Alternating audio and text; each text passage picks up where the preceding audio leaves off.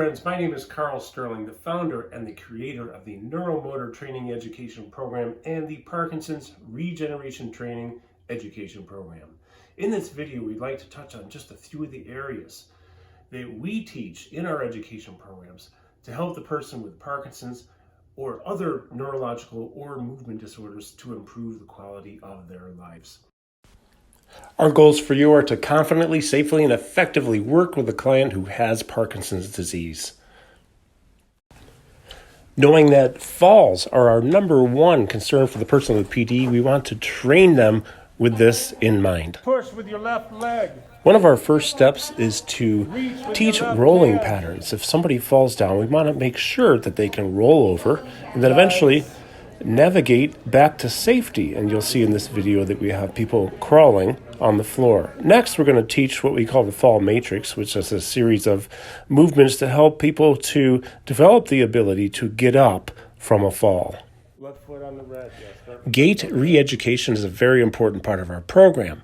Sometimes you'll find that a person with Parkinson's or another movement disorder may have trouble getting going. In this video, you'll see that the gentleman is using some agility dots to help him with his gait.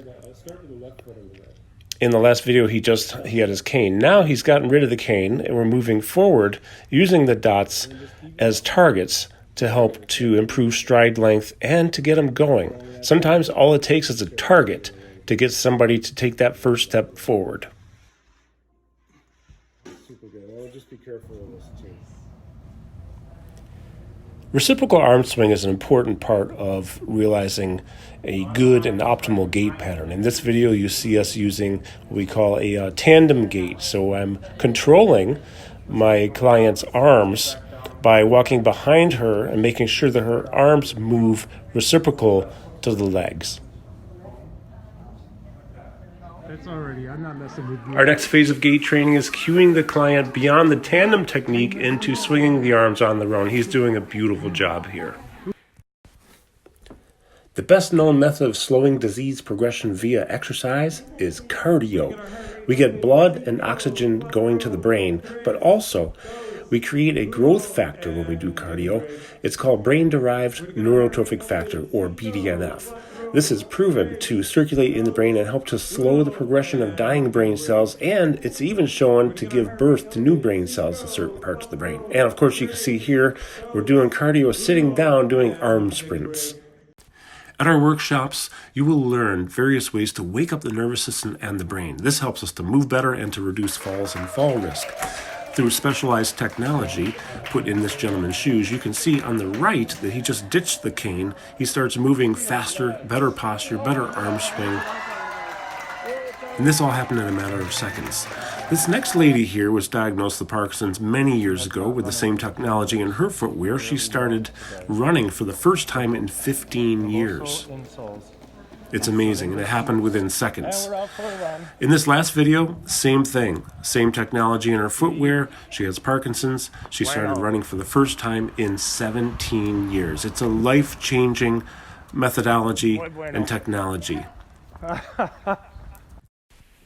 The brain has what we call neuroplasticity. It's the amazing ability for the brain to develop new neural firing patterns and pathways. In our education programs, we spend hours coming up with brain training techniques to improve dual tasking and multitasking abilities. This will usually involve some type of focused movement along with a cognitive cueing or cognitive training technique. There you just saw the gentleman who was cued by the trainer to rotate right, but leading with the left foot towards the dot. Here we have a spatial training technique. This gentleman is doing a specific type of boxing pattern while he explains to us and tells us how to get from the facility we're at to his house. And in this clip, recorded at a parkour facility in London, our dear friend Omatolo, who was diagnosed with Parkinson's many years ago, uses a combination of decision-making and spatial as she figures out, how am I going to get to the other side of this object? Am I going to go over it, around it, under it, or through it?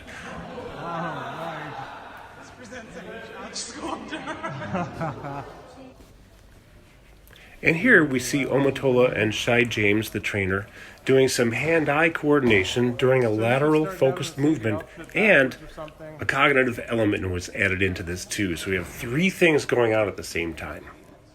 We're using a technique here called perturbation training. So our trainer, Shai, has the Stroops elastic band strapped to a belt that is around our person's waist. So our client here is doing a focused lateral movement. Now it just so happens at the same time we're gently trying to throw him off balance with the perturbation training, we threw on a cognitive skill, asked him to say the alphabet backwards, and sure enough, he nailed it. And lastly, here we have Ian, our dear friend Ian Frizzell, who's had Parkinson's for many years, deep brain stimulation. He's always had trouble going through, let's say, passing through things, and doorways can throw him off. Various things like that. So the parkour training, going through and around and over objects, has really been helpful in reducing the issues of passing through doorways. All right. Beautiful. Group fitness training is one of our favorites because it allows for so much creativity and you can have fun doing it. So you get to fire up the brain in so many ways. You get to move, you get to train for reactive training, like in this particular exercise here, this game. Right? We have the coordinated tossing of the balls here. We have stations set up in this facility as well, doing some striking, all kinds of striking patterns. Another station in another facility here at a different workshop, jumping through hoops, all kinds of different movements to go through that. Walking the figure eight pattern, activating vestibular system, visual system while he looks at the yellow dot, and he's also saying the alphabet backwards. And of course, we want to make sure we work on some big movements to help with our posture. And oftentimes rigidity is an issue for people with Parkinson's and other movement disorders. So real important to be doing some big movements. And speaking of posture, you will learn taping techniques to help to improve posture, which will in turn help to improve arm swing, gait pattern, and overall movement. I want to thank you very much for watching. We hope you can join us at a workshop sometime very soon, or check out our online programs. You'll see the links on the screen. To sign up for a live workshop or to book one in your area, visit neuromotortraining.com, or for the online program, go to prtonline.net. Thanks again for watching. Have a fantastic day.